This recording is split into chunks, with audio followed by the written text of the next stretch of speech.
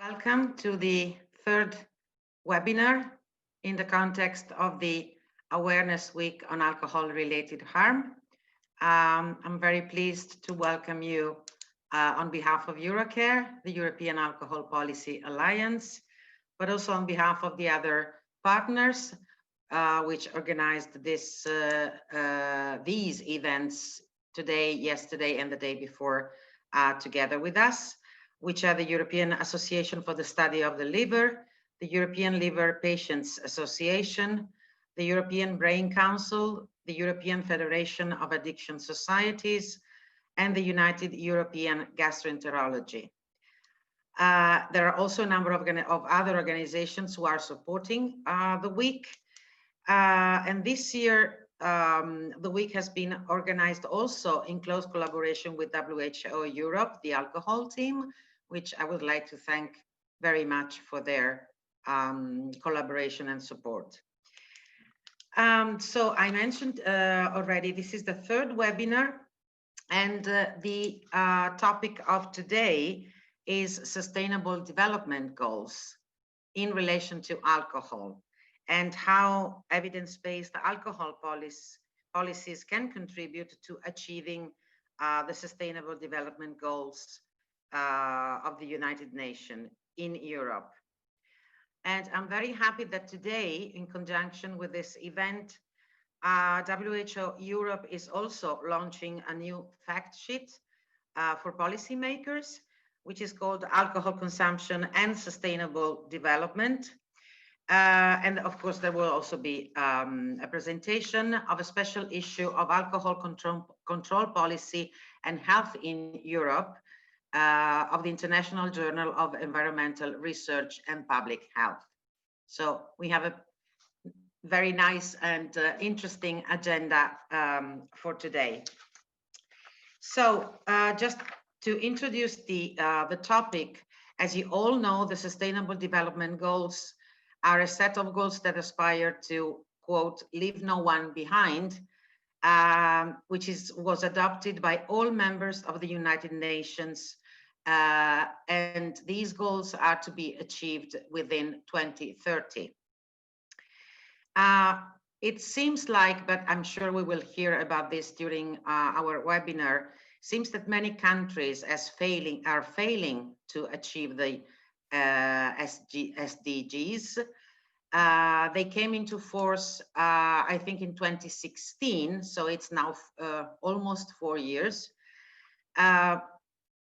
And so we need to see how these the development of these goals is doing, especially in Europe. The goals cover the major issues confronting, humanity and the planet itself. And progress towards these targets is monitored using a huge number of indicators, I think more than 200 indicators, of which 52 can be related to health. And as I said, on current trends, not even the most advanced countries seems to be able to achieve the health goals. And what I can share with you is that, for instance, for Italy, there is a very recent report published last month in October.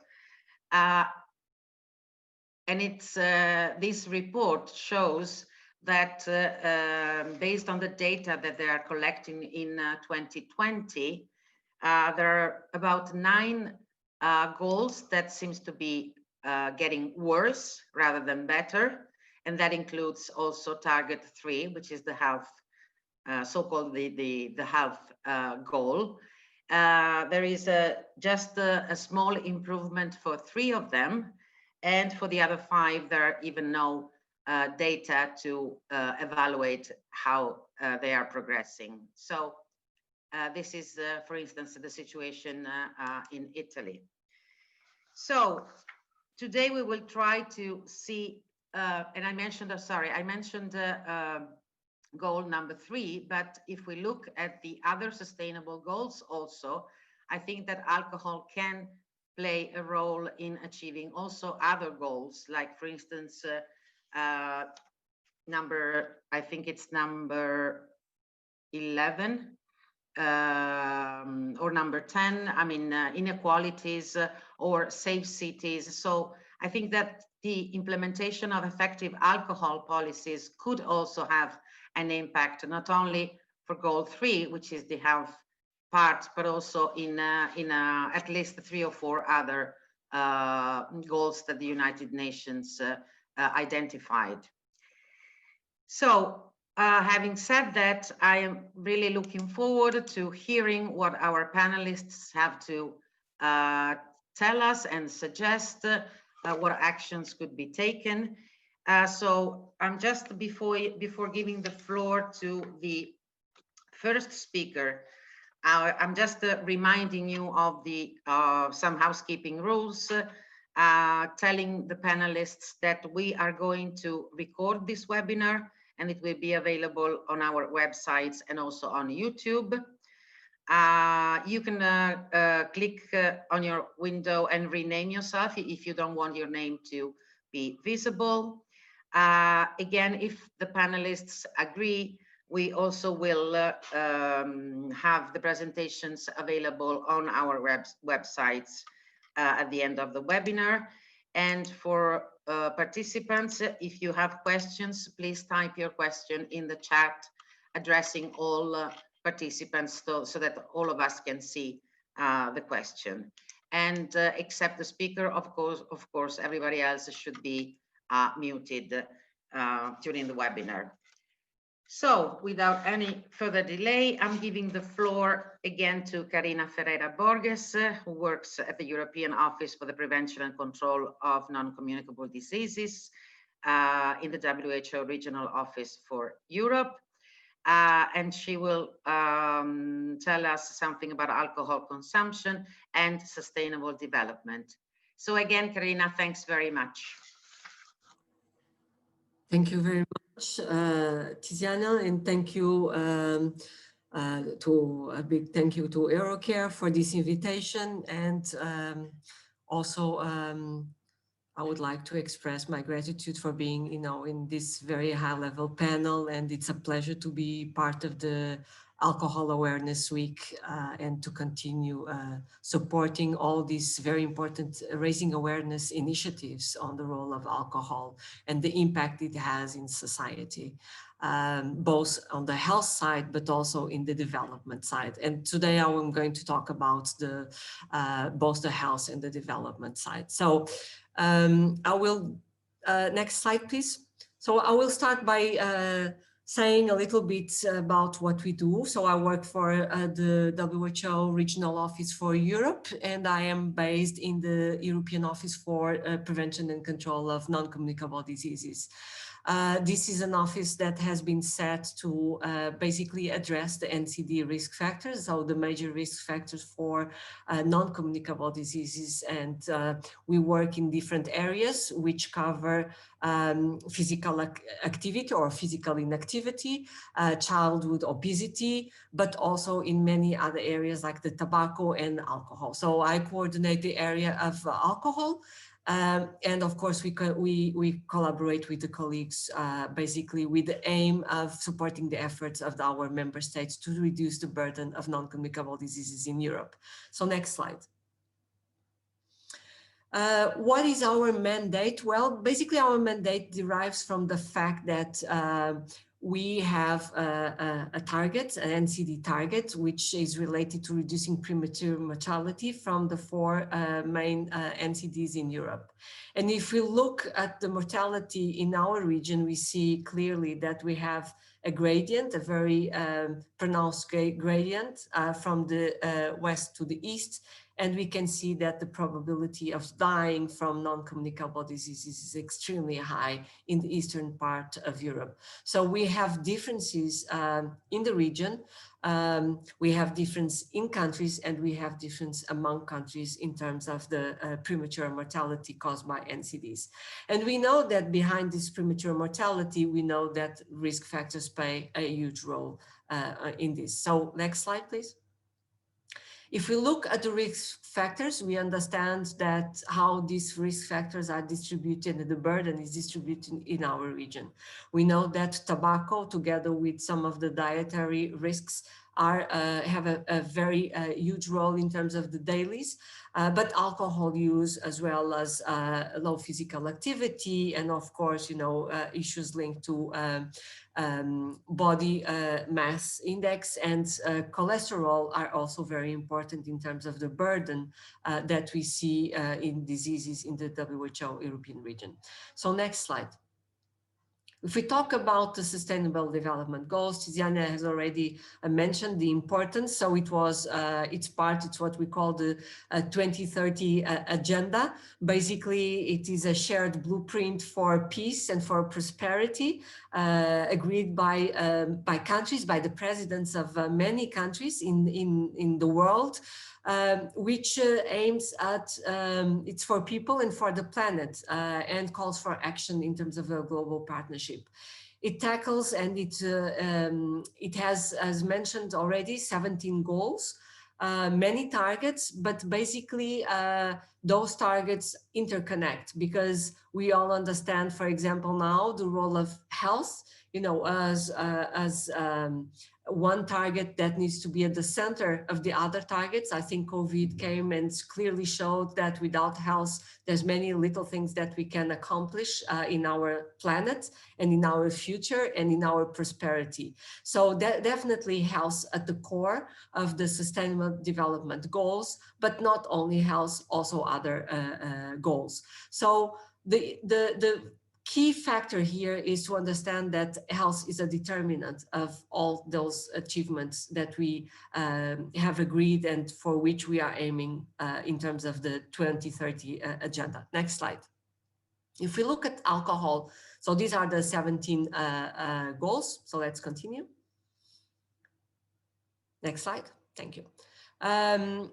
As already mentioned, if we look at the health targets for the Sustainable Development Goals, one of the targets is linked to the decrease of premature mortality for NCDs. So I already talked about, the role and the burden of NCDs in the European region, but there is another additional target, which is also part of the SDGs, which is independent from the NCD agenda, let's say, and is closely related to alcohol. So this means that alcohol is not just about, NCD mortality. Alcohol is linked to other areas of mortality, is linked to injuries, is linked to, to violence, and it's linked to communicable diseases and, many other areas. And therefore, it was a decision that alcohol alone, together with substance use disorders, would have a specific target in terms of the SDGs. So under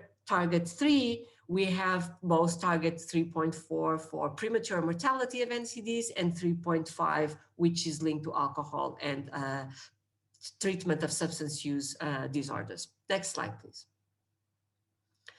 So alcohol is indeed extremely important. We have been seeing, we know that alcohol in the European region, we are the region with the highest per capita consumption. It's been that case since the 2000s, unfortunately. We have been decreasing, but we have not been decreasing enough. So we continue to be the region with the highest per capita consumption. And of course, this has an impact in terms of the mortality and in terms of the burden of disease in the region. Next slide. We are launching today a fact sheet on the role of alcohol on sustainable development. And this publication will be available, it's now available in our website. And basically we focus and we try to raise awareness on the fact that alcohol is responsible for 3 million deaths worldwide, but in the European region is responsible for 1 million deaths every year. So it is estimated that in our region, 10% of all deaths are attributable to alcohol consumption. And this accounts for 2,500 deaths every day from alcohol attributable causes. So 1 in every 4 deaths occurs in young people. And this is, very dramatic because we're talking about a young generation who is being hardly impacted by alcohol consumption. Next slide. As I mentioned, the consumption is decreasing, but it is essentially decreasing in some of the countries in our region. So this graphic basically shows that the reason why alcohol consumption is decreasing in the WHO European region, which is consists of 53 countries, is because we have countries in the Eastern European region driving this drop in terms of alcohol per capita consumption. So the countries in the Eastern region line here are the countries that are actually contributing to the decrease in consumption. And we see that countries in the European region, for example, continue to have the same levels of consumption they had, in 2010. So if we talk about achieving targets, we clearly see that there is a difference between, how these targets are going to be achieved, by countries. And we understand that there are these differences which need to be taken into account if we look at the overall picture in the region. Next slide. So the region has the highest per capita consumption. I already mentioned, we're talking about 9 liters of pure alcohol per capita, which is equivalent of 196 liters of beer and 82 liters of wine and 25 liters of spirits. So this is huge amounts of alcohol which is being consumed in our region. And we know that, consumption is directly linked to harm.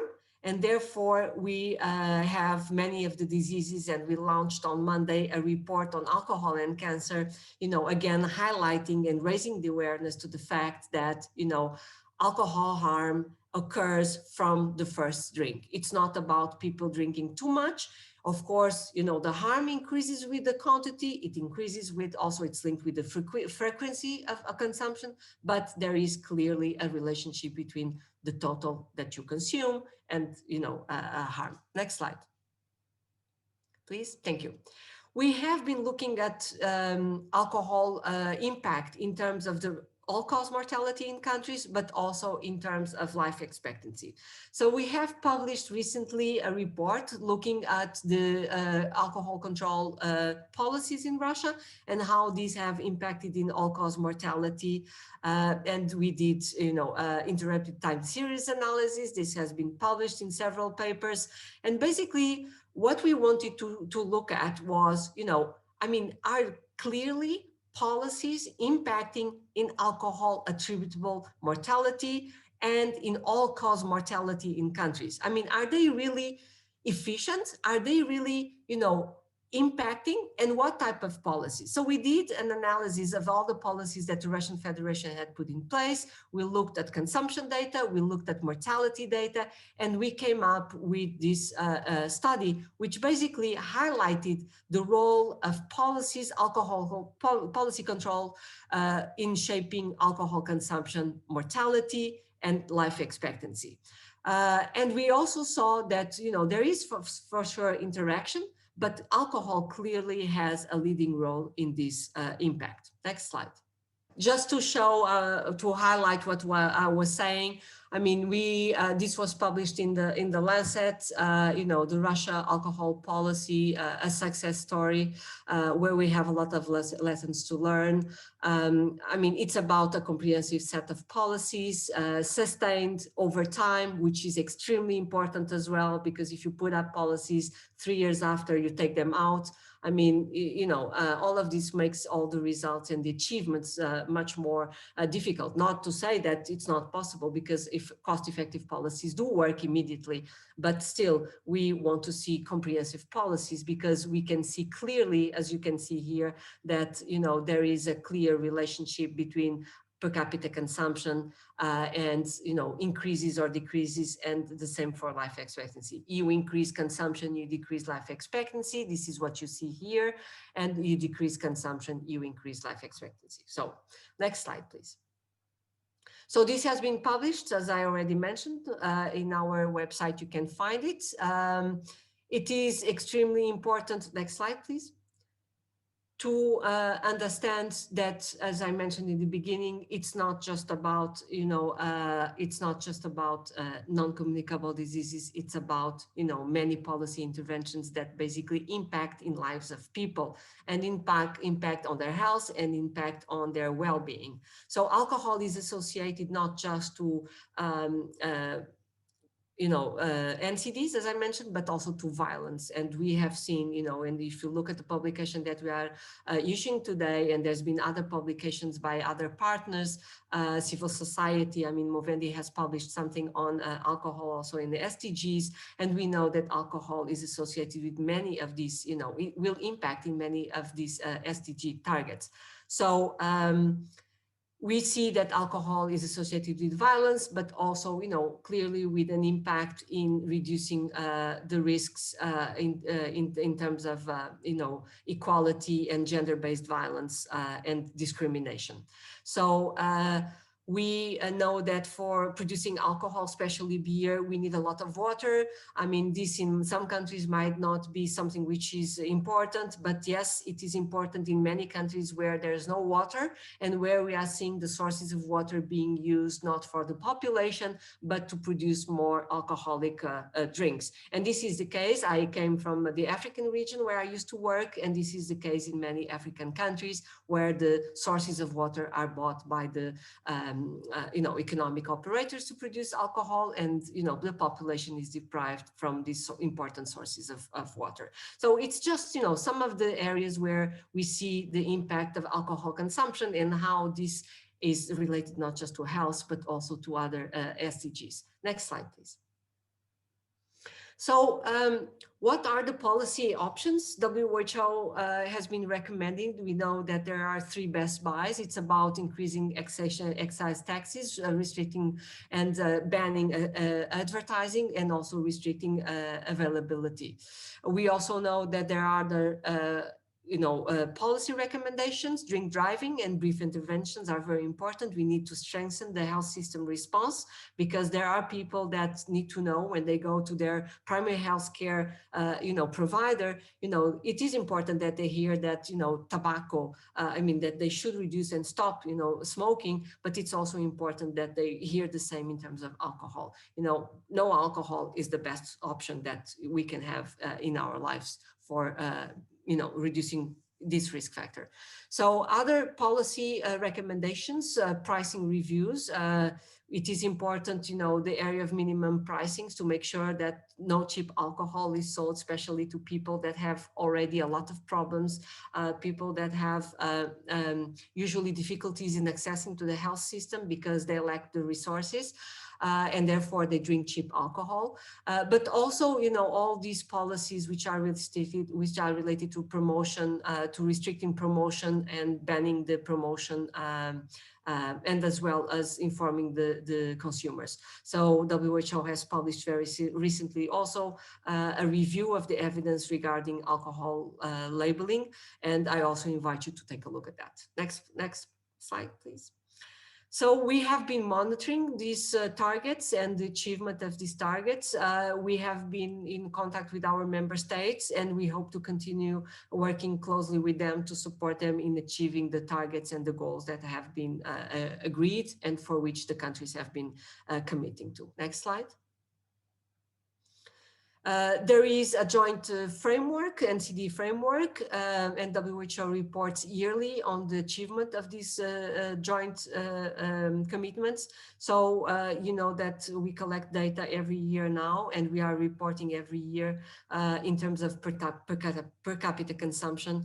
And this is why we know that countries are consuming and reducing or not their burden. Next slide, please. Yeah, I think this is it. So thank you very much. And happy to respond to any questions that you might have. Thank you. Thank you very much, Carina, for your very straightforward and clear presentation.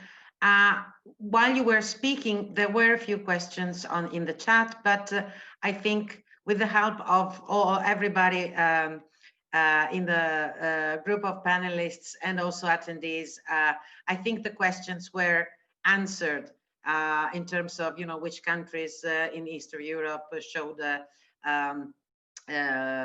alcohol consumption decreasing, etc. So I think we are all set with those. Oh, there's one more, last one. Have you considered the 14th goal? Is there, as there is an updated analysis of that, the 14 goals Carina, can you say something about that?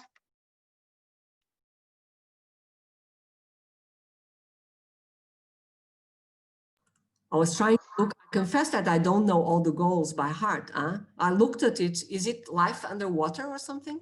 Christina, I mean, you're making a difficult, yes, yeah, life below water. This is a difficult question. Sorry, okay. Just saying sorry because maybe she will come up with a question because she says sorry. So Christina wanted to see if I knew the 17 by heart. That was a difficult one. It's a test, but maybe I don't know. Maybe we will also look at target 14, and maybe we will discover that. Yeah, I mean, you know, just to respond to Christina, there's a lot still that we can do in terms of looking, you know, alcohol impacts in all these SDGs. Jürgen wanted to say something. Yeah. No, let's go. Yeah, thank you. Okay. So we go to our next speaker, which is exactly Jürgen Rehm. So that is a good follow-up. He, together with Toni Gual, they will present this alcohol control policy and health in Europe, which is a special issue of the International Journal of Environmental Research and Public Health. So I'm asking you, which one of you is going first? I will go first. Okay, thanks very much, Toni, and welcome. Jürgen will continue. So I share my screen.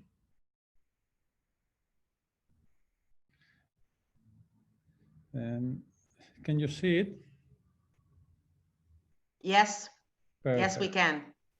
Okay, so I'm very happy to be here in this presentation together with Jürgen and talking about a paper where Carina is also involved. So it's almost like being in family. This is a special issue of the International Journal of Environmental Research and Public Health. I think it's good that a journal of this type pays attention to alcohol. It links to what we were talking now of the sustainable goals. And in this special issue, we have an overview contribution from the authors you can see here. In this special issue, we are dealing with things which are, I would say, extremely relevant to the topics we discussed today, because we have information on Russia and the evaluation of the national concept. We do have also data on the Lithuanian experience implementing the best buys. We can also see the experience of the CIS countries on labeling and health warning, something where they do much better than in the EU area. Also an analysis on the NCD goal for alcohol. We also deal with the unrecorded consumption, another very important thing, which is attitudes towards alcohol policy, which in the end are essential for alcohol policy to succeed.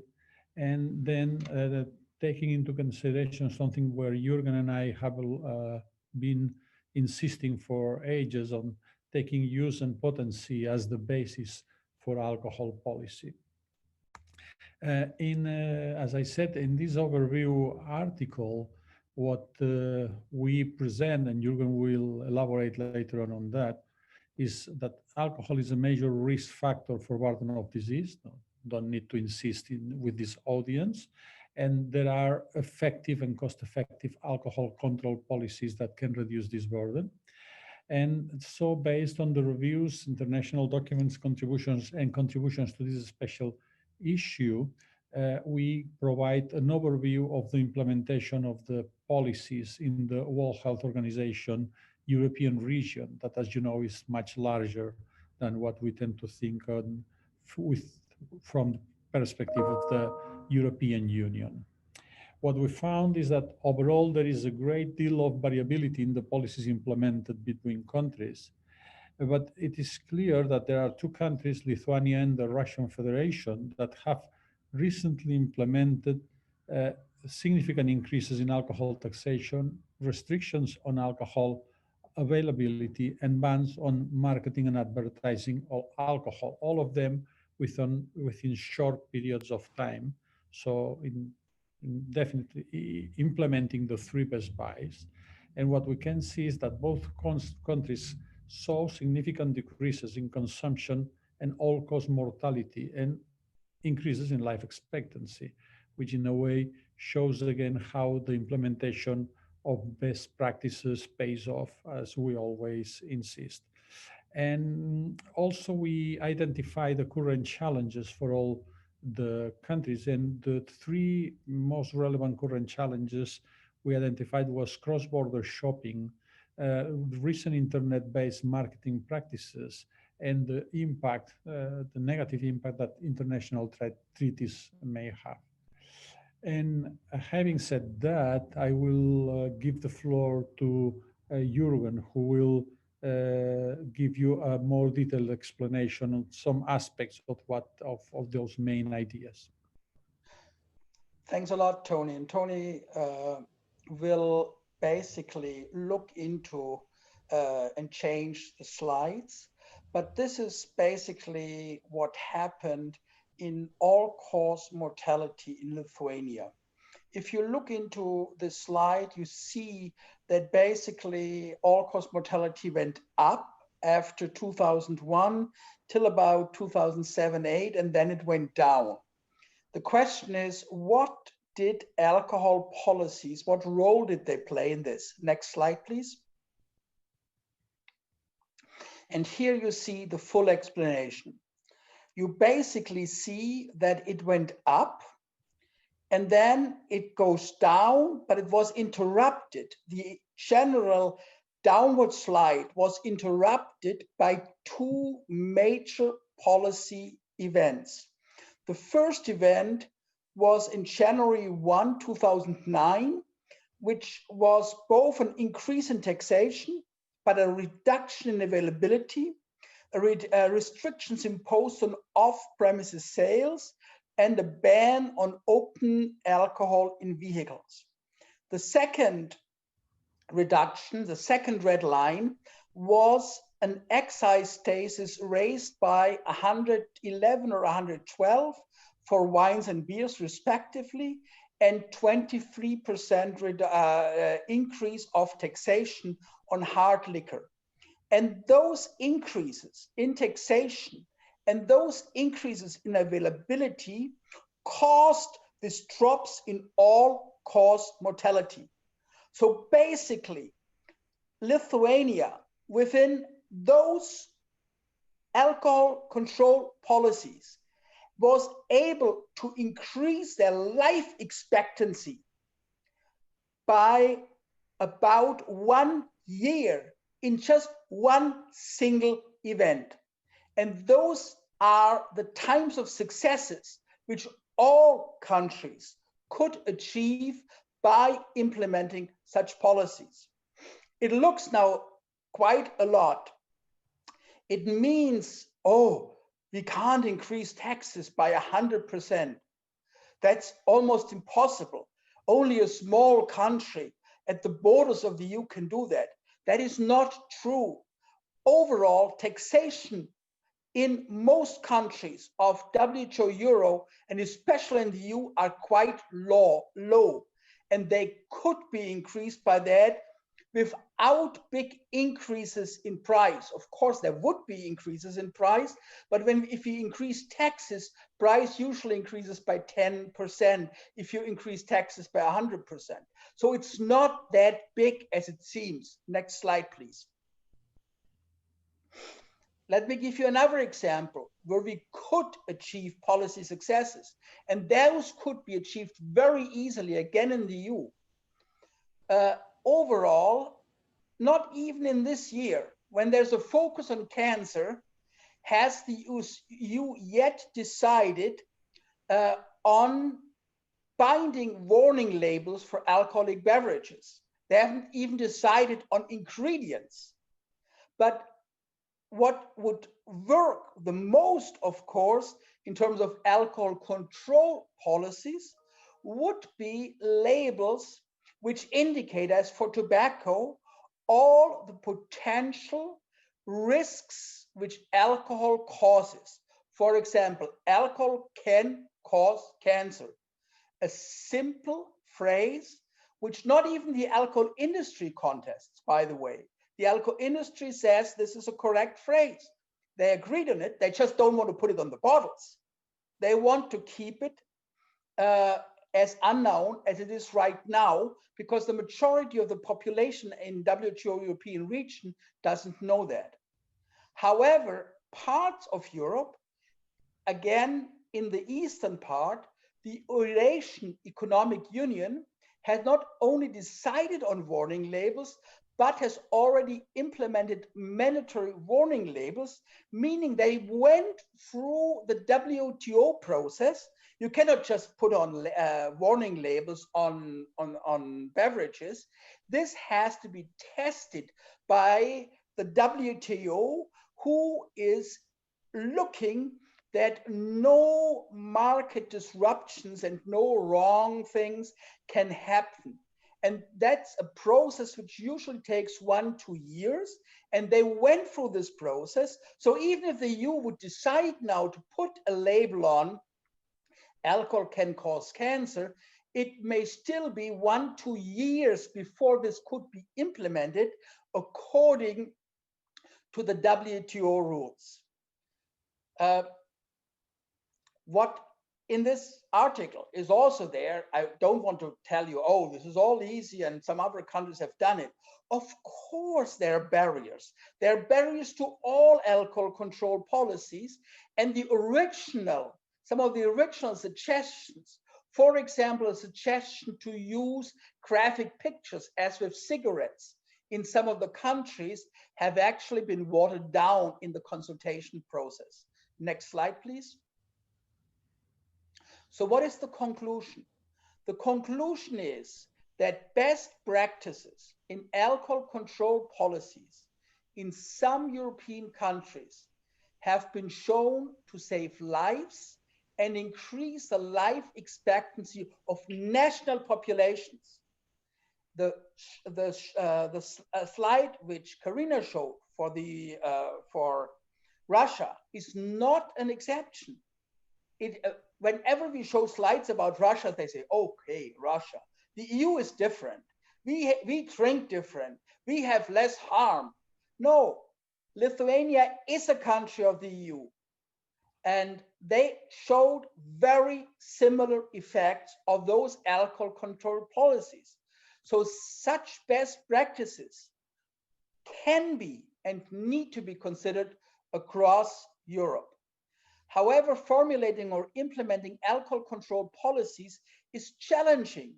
One requires securing the support of the general population and answering in a proactive, innovative, and coordinated manner to key challenges, such as those resulting from new forms of alcohol delivery and digital marketing, which have resulted from the recent technological changes.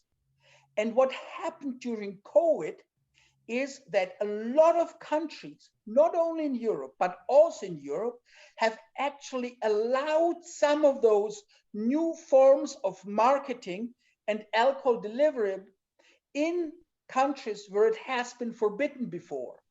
So what is necessary after COVID is that we really reconsider all of the policy changes which have been done throughout COVID in what we want to keep because they were good, they helped, or which may be detrimental for the future. It may not be in the best interest, for example, in making sure that nobody underage is buying alcohol, to allow widespread purchases of alcohol through the internet. Who is going to really control who is buying the alcohol? Isn't it being a 16-year-old? Isn't it being a 14-year-old?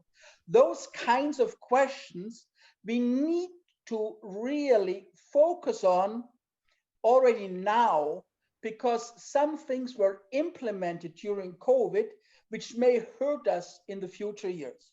Thanks a lot. And I would like to go to the next slide. This is the next workshop on alcohol advertisement and sponsorship in traditional digital media by the EU, which I would like to highlight and invite all of you to participate. Thanks a lot.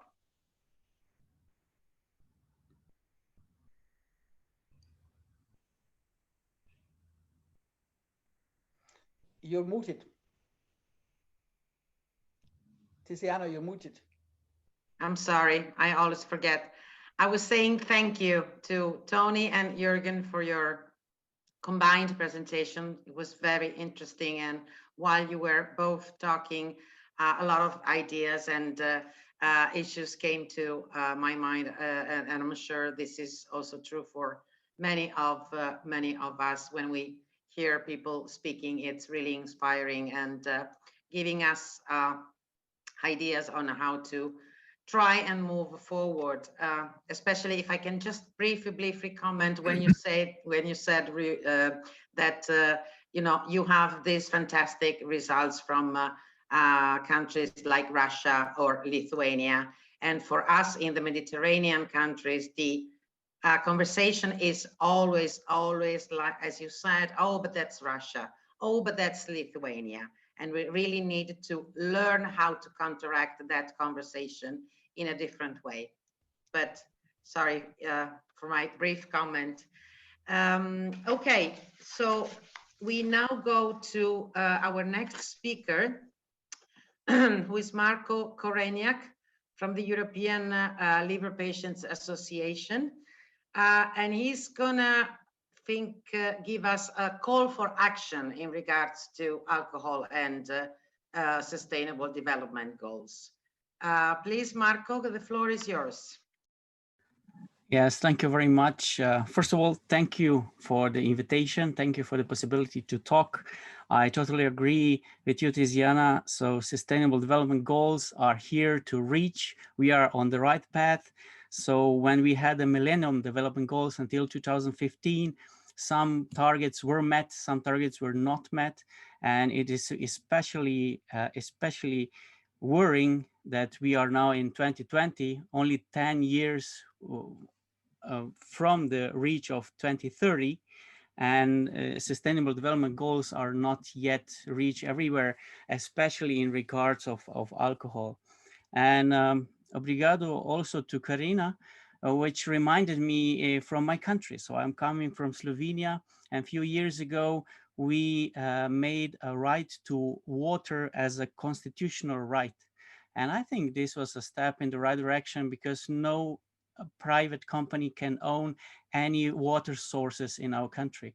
And I think that was also beneficial regarding alcohol, which is a problem also in my country. And thanks also to Anthony and Jürgen.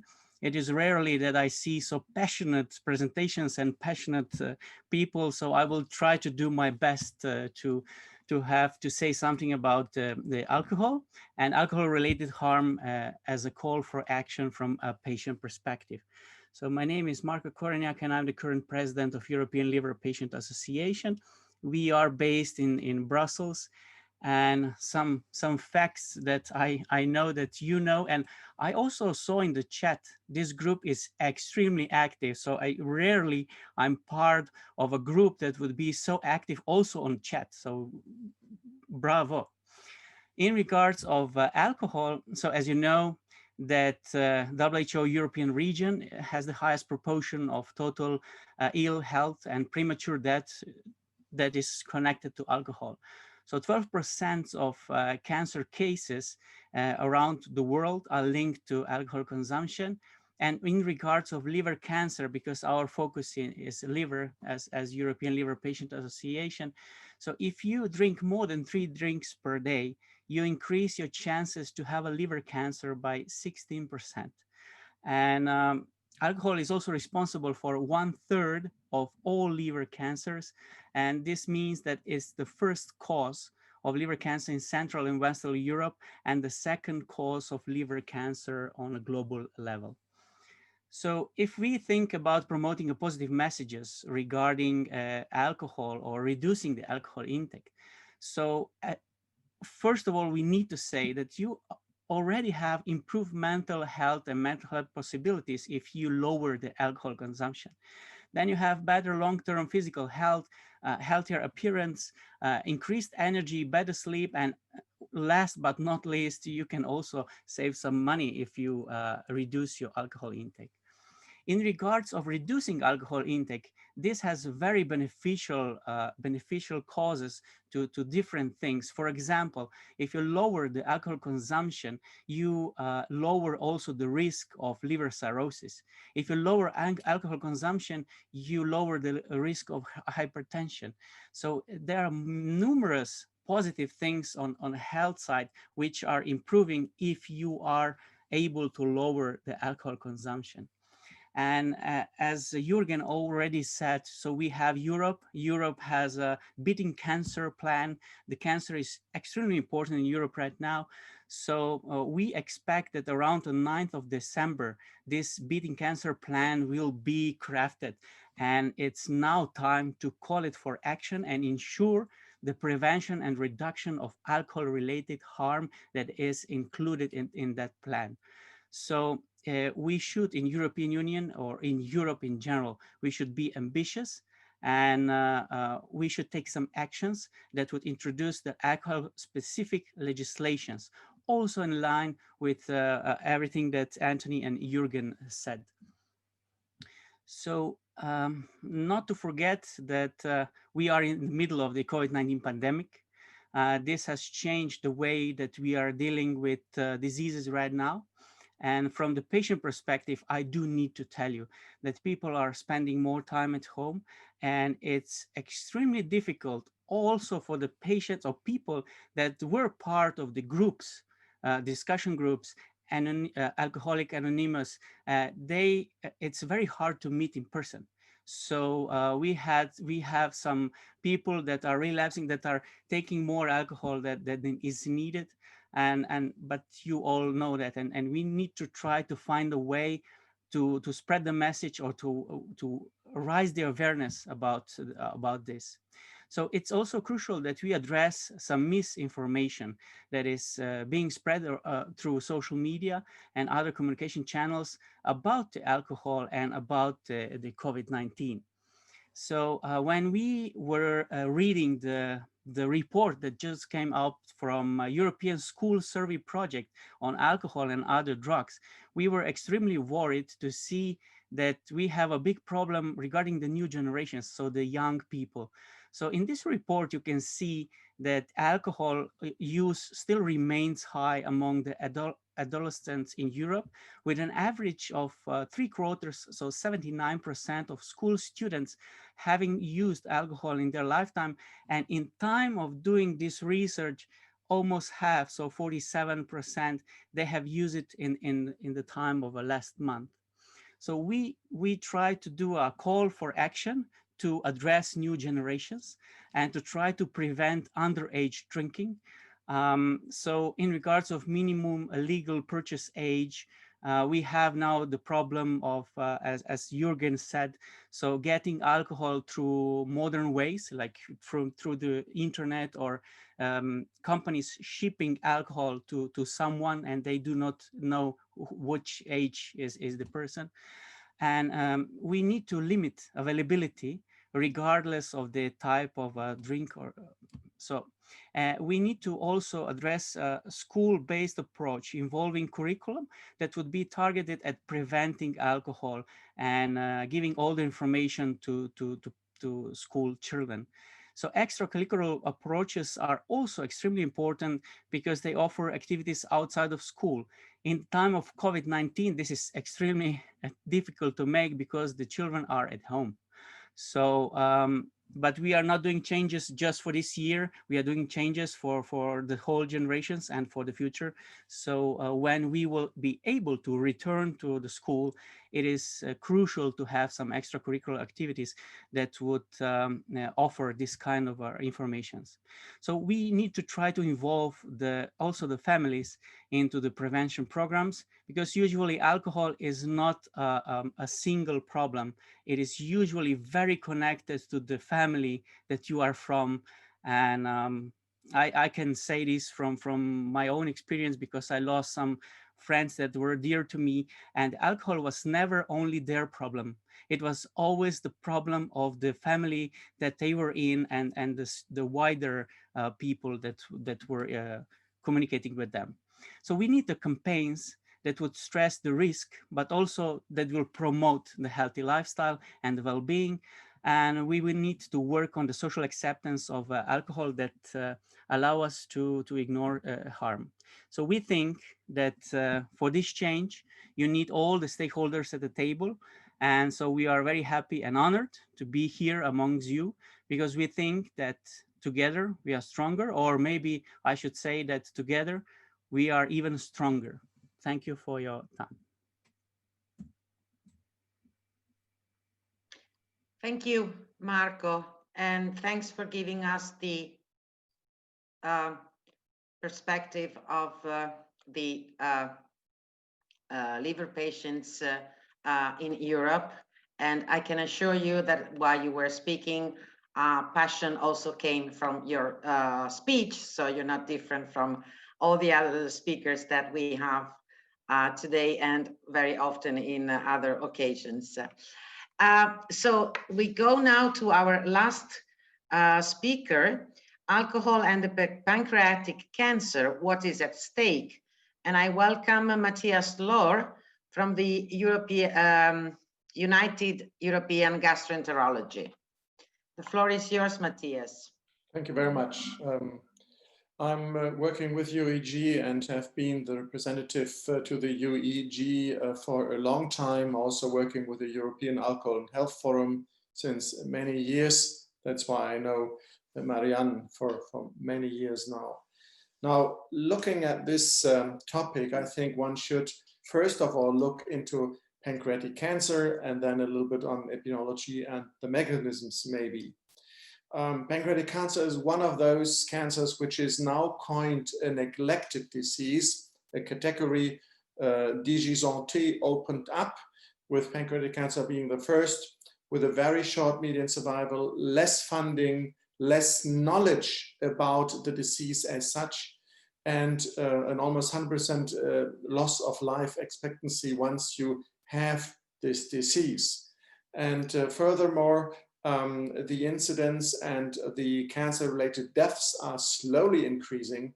And in the year 2030, it will basically be number 2, and it crossed already breast cancer last year. So this is really happening. So we are lobbying a lot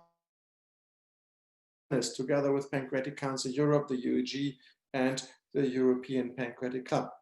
And it's most appropriate that we have this topic up today, because tomorrow is the World Pancreatic Cancer Day, where we again, together with all the other bodies, try to raise the awareness that there is this disease which needs to be attended.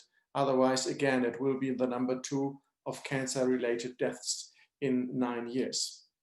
Now, I'm referring partly at least to something which my organization did to the UEG on alcohol and digestive cancers. And I can show you this, which is from one of the previous webinars we have done. And you know this, the number 3 risk factor for diseases in the entire European Union. So, and this is basically also matching the high mortality for cancer, but particular pancreatic cancer, which is highest in the Eastern European countries and even in Scandinavia. I can cite myself, and this is very important to realize.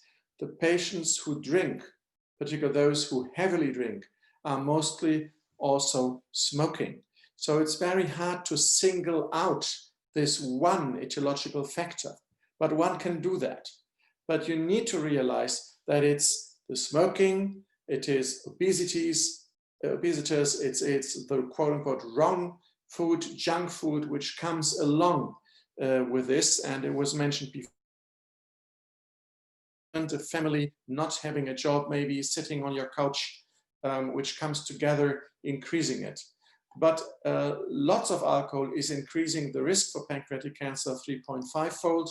And there's a very new investigation which was published this month, actually 2 weeks ago, demonstrating that the alcohol-associated pancreatic cancer is increasing in men and women, and the mortality is also increasing. Which is not going down, unfortunately, but it's increasing. The risk of alcohol is depending on what you drink and how much you drink.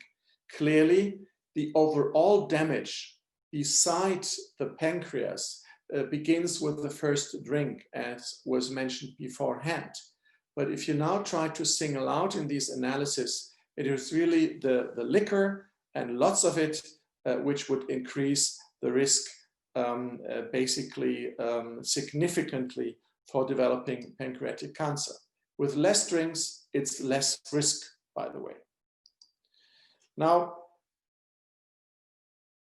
who have developed a pancreatic cancer, those who have used alcohol beforehand and in part having caused the pancreatic cancer by the alcohol abuse, have an even shorter survival time compared to those who haven't had any alcohol. So you are basically punished in two ways: getting the pancreatic cancer and then having a much shorter survival compared to those who do not drink heavily alcohol. We have looked into the mechanisms, and there are many, and I'm very short on this part of my talk because maybe it's too much for the audience listening and watching us today, but there are isolated factors which have to do with the breakdown of the alcohol, reactive oxidant species, for instance. And if you then add smoking, it will again, basically by using the same and other pathway, just add on top of the that alcohol have in the body. Oxidative stress is one of those which indeed is changing genes and contributing in so doing to develop of any cancer, particularly pancreatic cancer. Now, alcohol is toxic to the pancreas as a whole, using an acute inflammation, and repeated episodes, as you can see here, will build up, and eventually you end up with chronic pancreatitis, which in itself is a condition, regardless of alcohol, which has a higher incidence of eventually developing pancreatic cancer. So again, there are many things coming together in causing pancreatic cancer. The alcohol serves as a solvent, which damages the mucosa in the stomach, which allows carcinogens, for instance, from cigarette smoke, to enter easier into the body. It's also reducing the output of the salivary glands, and so then also damage mucosal of the liquid. Altogether, the toxins then have it much easier to reach the pancreas. And there's another new aspect, that it's not only the carcinogens and all of that, but also the impairment of the immune response, which is coming on top of this. And this again is evidence and science, which was published this month. Now, again, the process for chronic pancreatitis, and it is adding approved carcinogens, as you know very well. So it's very important to understand, yes, you can single out alcohol as being a cause of pancreatic cancer development, but together with the number 2 cause, which is smoking, this is really then increasing the risk dramatically. So what is at stake? I showed you that the incidence of pancreatic cancer is slowly rising. It's becoming the number 2 of cancer-related death if we are not interfering. Alcohol is indeed increasing the risk for pancreatic cancer, and the heavy alcohol misuse, especially in combination with smoking, is not at all. Since there is, for the time being, no real cure for pancreatic cancer, prevention is the only measure. And this is, I think, what this is all about with our webinar today. So Thank you very much for your attention. Thank you, Matthias. I think to answer the question, what is at stake, I think there is much at stake, and we really need to move forward also in this specific field that you know so well. While you were speaking, there was a question in the chat. Maybe you can give us a short answer to that. It says that the International Agency of Research on Cancer does not include pancreatic cancer in the alcohol attributable cancers for now. And do you know why? Yeah. That is the question. That's a very good question, and it's true indeed, in contrast to smoking. And the reason is it is extremely difficult methodologically to single out the alcohol. In my opinion, there is sufficient evidence, but as I also related to you, I mean, the risk is rather small compared to the combination of alcohol and smoking. So this is the reason why AWARH has not yet taken alcohol up as an isolated carcinogen with regard to pancreatic cancer. This is quite true. Holds true for the salivary gland tumors, for instance, and the head and neck cancers as well. I may just add to that. Yes, please. AWARH is currently considering if alcohol attributable cancers and alcohol and acetaldehyde as a risk factor should be reconsidered. Yes. AWARH is regularly updating those, and pancreatic cancer is actually one of the reasons which are currently discussed for the necessity of such an update. Yeah. So what is currently at stake would be stomach cancer, pancreatic cancer, and one or two other cancers, which would be considered in the next big update of AWARH on alcohol. That would be the third big update on alcohol. As you know, in the last update, breast cancer and colorectal cancer were added to the list of alcohol attributable cancers with the highest degree of evidence. We fully expect that this is rather next 2-3 years, we will probably have enough evidence to hold such a meeting and to look at the evidence again. Yes, as I showed to you, the data are relatively new, and we all know these agencies have a certain kind of momentum or lack thereof to really relate to it. So you're quite right. The evidence from the recent years is better compared to the old evidence, but still, you know, in this particular situation, to single out alcohol as the #1 or only factor is extremely difficult, particularly since the heavy use of alcohol, that is licorice, compared to, say, wine and beer, is extremely that abuse which is combined with smoking quite regularly. Yeah. Thank you very much. Thank you for the clarification. Thank you, Matthias and Jürgen, for answering this question. So we have come to the end of the presentations, and very quickly, I'm supposed to draw some conclusions at the end of this meeting. Theoretically, it would be very easy for me to just conclude that from what we heard today, we just take the WHO fact sheet, we take their recommendations, we go to our policymakers and we say, this needs to be done right now, fast, and exactly how it is. Of course, this is very easy to say and very difficult to achieve. But basically, I wouldn't know what else to conclude, meaning we know what it should be done. We have the research supporting the recommendations.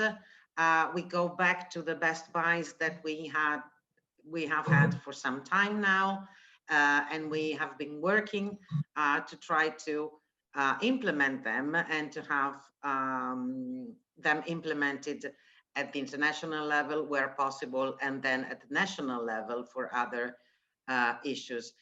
So I guess we don't have anything else to say but continue to do these, including the issue of health warning, which is, we heard today how great the impact can be if health warning in terms of alcoholic beverages are implemented. And so we add that to our traditional recommendations. So that would be, I think, the most obvious conclusions that I can give you.